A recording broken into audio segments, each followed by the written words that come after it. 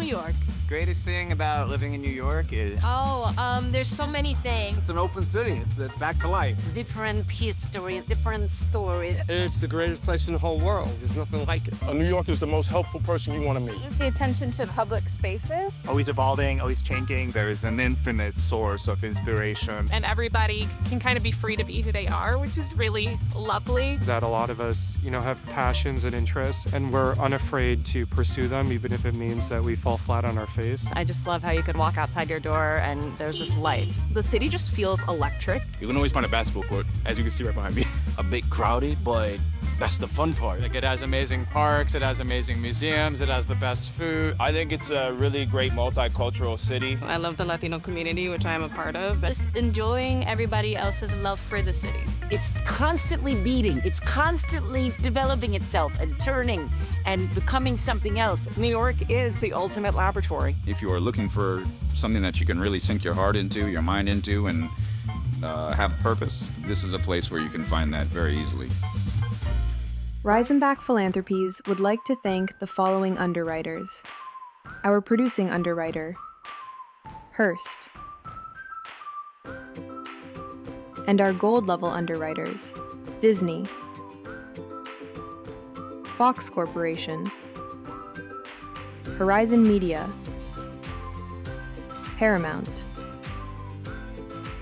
and the Reisenbach family. Dear New York. Dear New York City, the world knows you by your skyline, your arenas, the throngs on your avenues, your glittering theaters, your joyful parades. But we New Yorkers know and love our everyday neighborhoods, our parks and playgrounds, our corner bodegas, our bagel shops and pizza stands. This great gathering of the world's people in one city.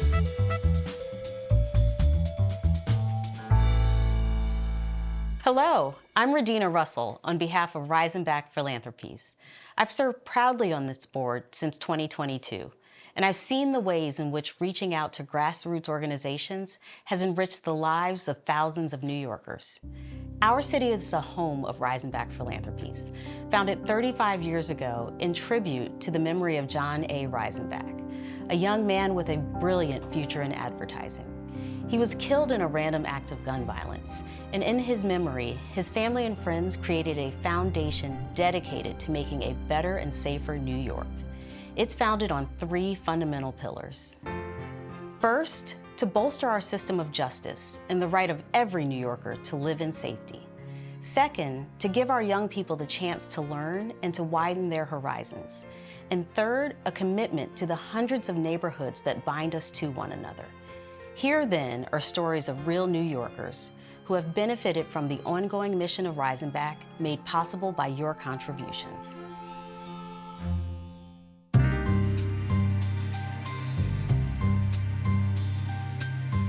One of Reisenbach's longest-running programs is the Master's Scholarship at the John Jay College of Criminal Justice. Case in point, NYPD Sergeant Shanitra Hood. She is now teaching police science at John Jay, drawing from on-the-street savvy of the mental health challenges of the homeless.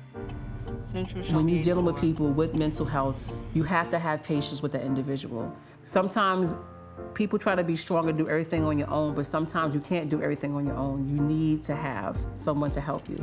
I was about to be done with my degree here at John Jay and got an email. They were actually looking for students to apply for the Reisenbach Foundation for the scholarship. And I said, hey, I'll give it a shot. And I got the scholarship and I was thrilled. What makes New York special is that we come back stronger than ever. We always find a way to actually persevere in any kind of darkness. And if we get punched on the left, we turn our cheek and we come right back. Reisenbach has awarded John Jay scholarships every year for the last 35 years. And when we talk about our commitment to justice and safety, Reisenbach Philanthropies has reached out to thousands of our city's kids when they most need a helping hand. Young people sometimes find themselves on the wrong side of the law, but not every youthful offender is a dangerous criminal. The organization, Young New Yorkers, was founded on the belief that nonviolent youthful offenders deserve a second chance and an opportunity to find themselves through the healing power of art. I mean, getting arrested for graffiti, for example, it's self-explanatory. Somebody likes to draw, just in the wrong places and times.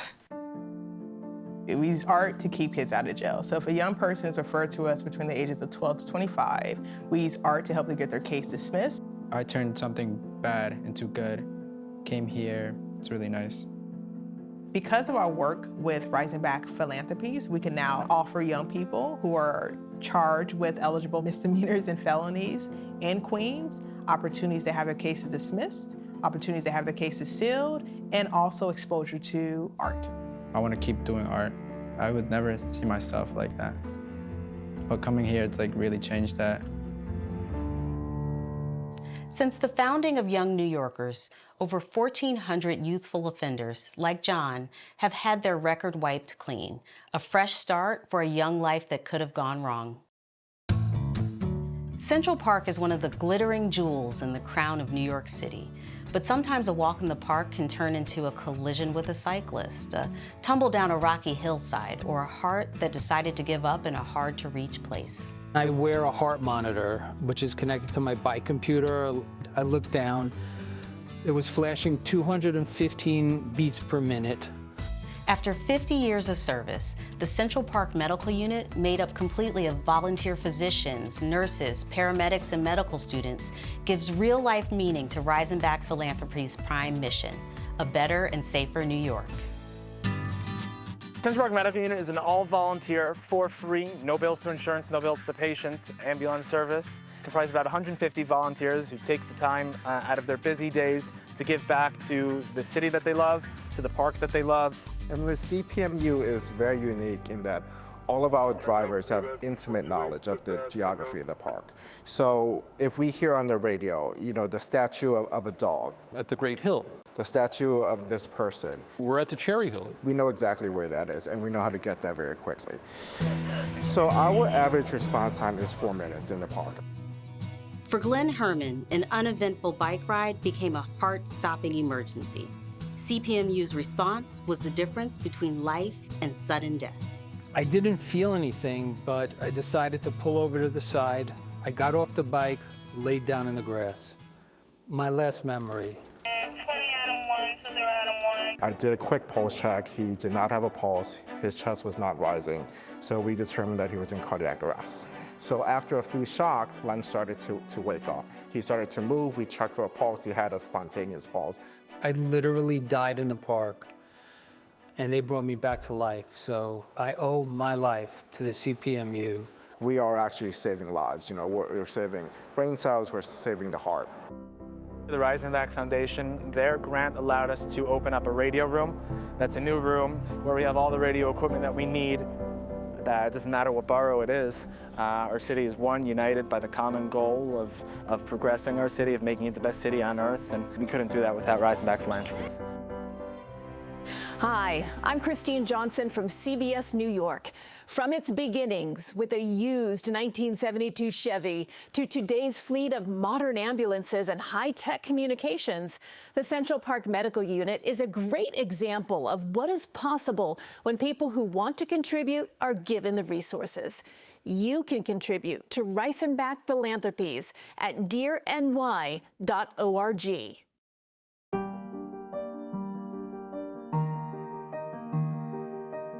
For New York, as with any community, education is the key to preparing our children for the future.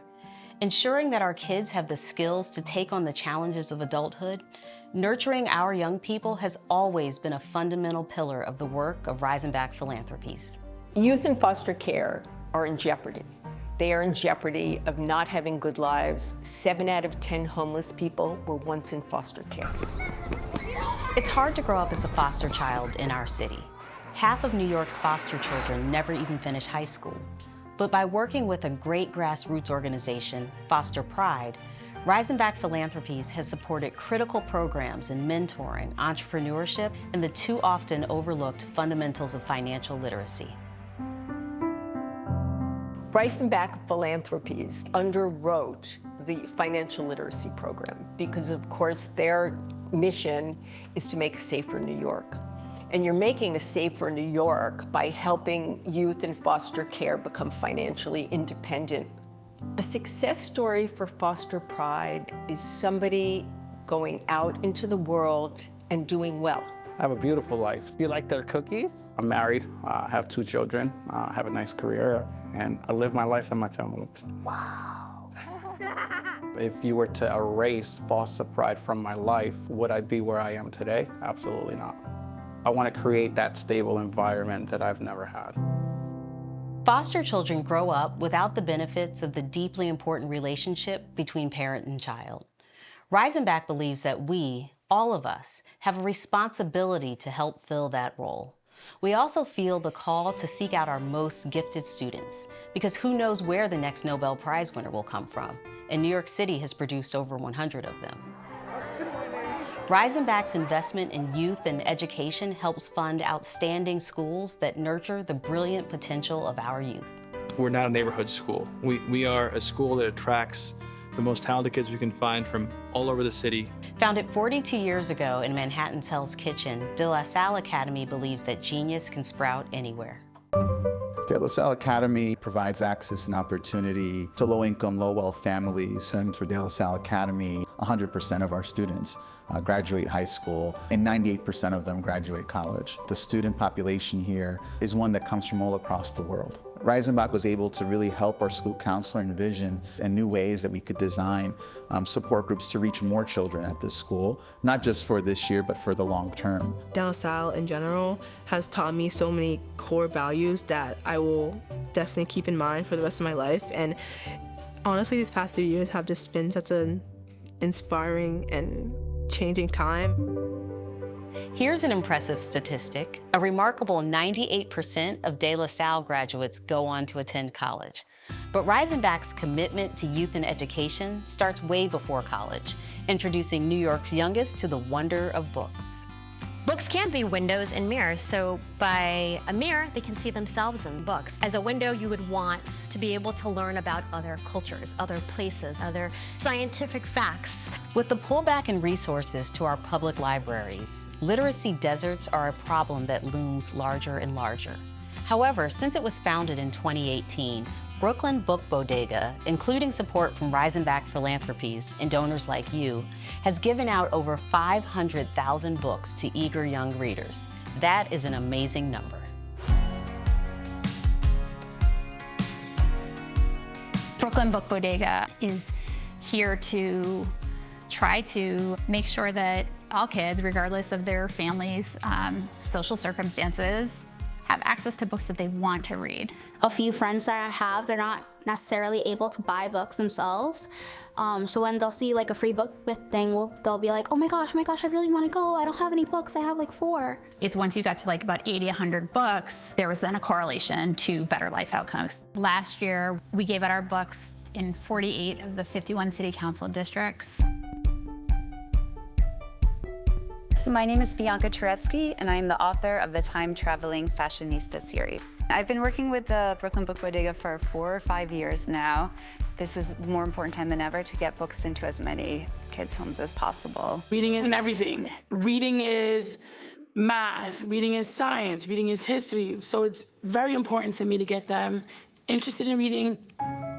Because of our work with Reisenbach Philanthropies, we were able to pilot our newest family program. Today's event is called I Love My Bodega. Amy was our presenter. It says, chasing after me. Can you do it? Chasing after me. I was talking more about how to involve movement into reading and really making a book come alive.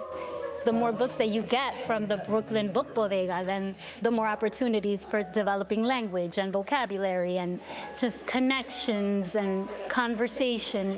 All right, welcome, come on in. So this is Community Day for the Book Club, and it's kind of just a free-for-all. Take as many books as you can carry. Some people show up with suitcases, so they're coming for themselves, they're coming for their family, they're coming as an educator. Each time I come, I'll grab 500, 400, 200 books to fill up the library. Reisenbach Philanthropies talks a lot about a better, safer New York. Brooklyn Book Bodega believes that you can take a lot of preventative measures to create that better, safer New York. One preventative measure is education. We want more lifelong readers. So not only for that individual, right, but for all of us. Hey, I'm Mike Marza from Channel 7 Eyewitness News. Anytime our children get the opportunity to read, I'd call that a storybook ending. Rising Back Philanthropies is helping our text generation become a great generation. And your contributions make it all possible. To make a donation and to see even more New York success stories, just go to dearny.org. I am honored, and my son would be honored. I'm honored that this organization was created in his name. I have a personal belief in life is that you can turn anything bad into something good. There's got to be two sides to every coin. And while nothing can replace my son, this foundation, his death has turned into something good for many other fathers and mothers and children. Isn't that something?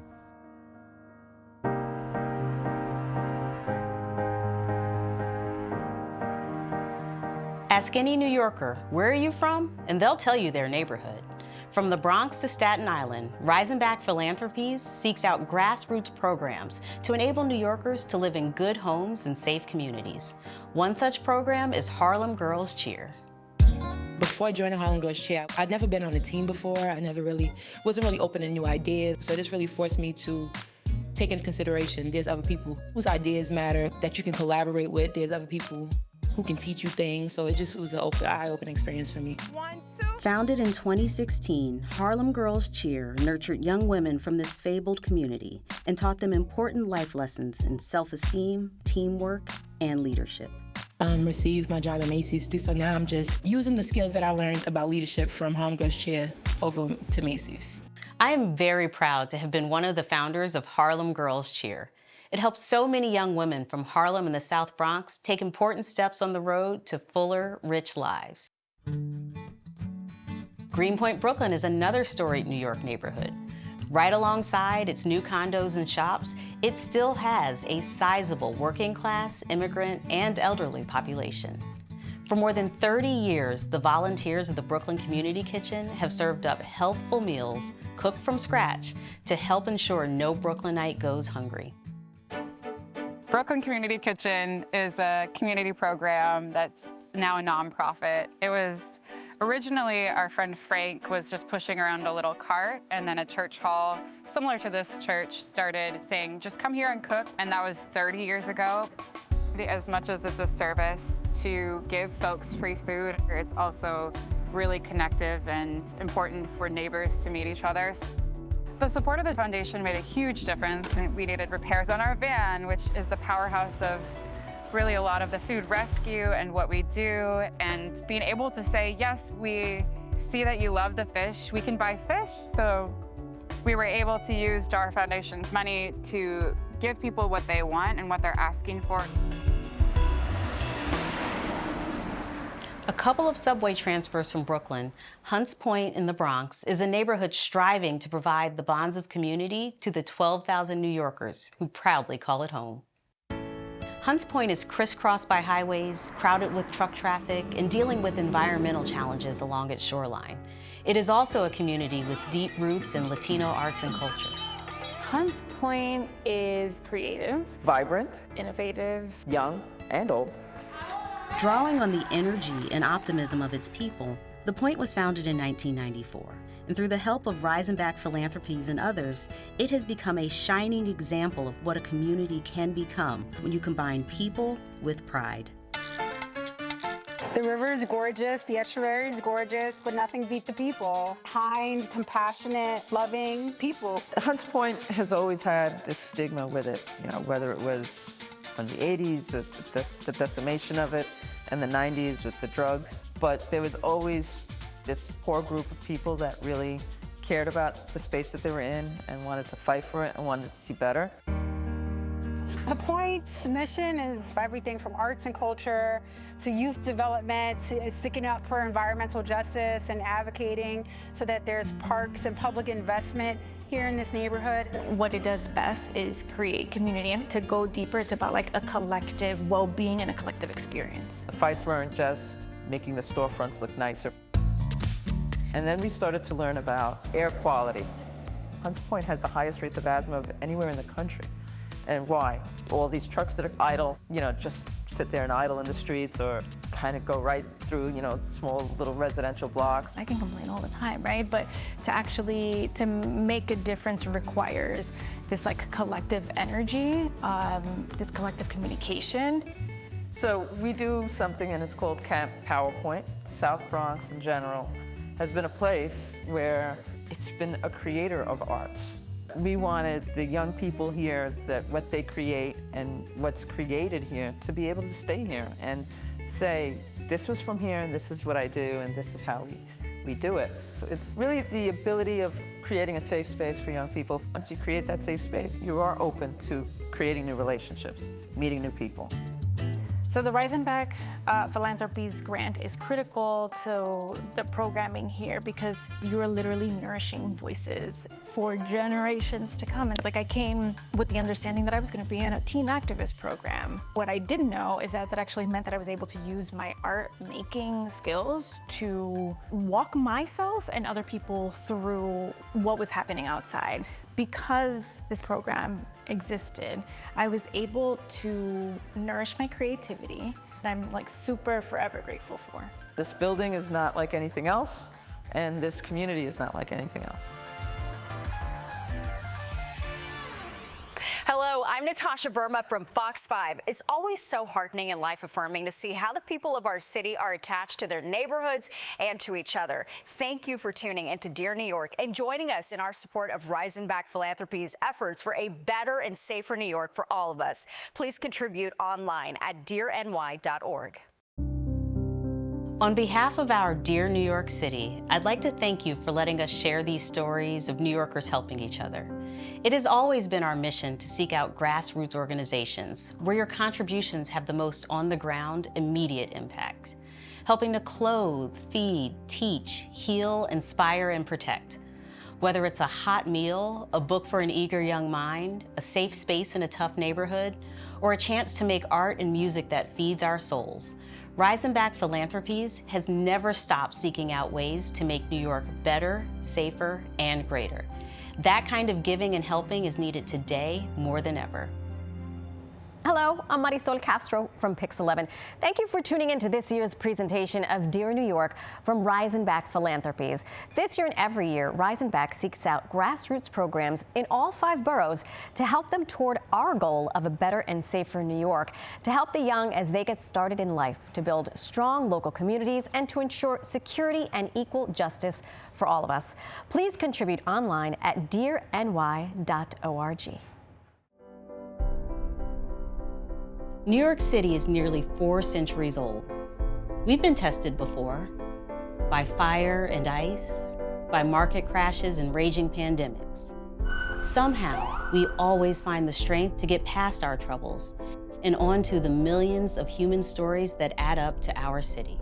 Of Broadway and bridges, of ferries on the harbor, of soaring towers and brownstone walk-ups, of parades and promenades, of great green lawns and sandy beaches.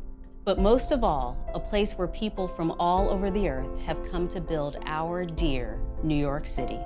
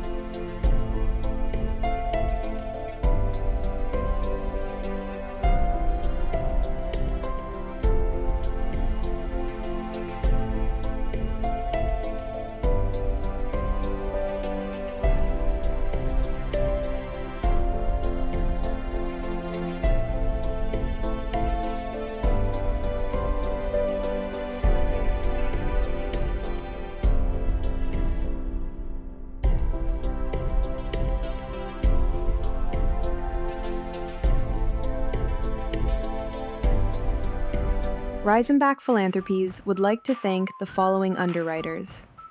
Our producing underwriter, Hearst.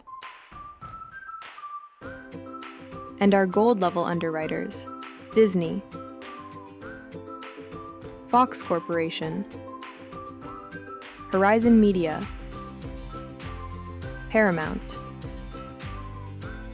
and the Reisenbach family.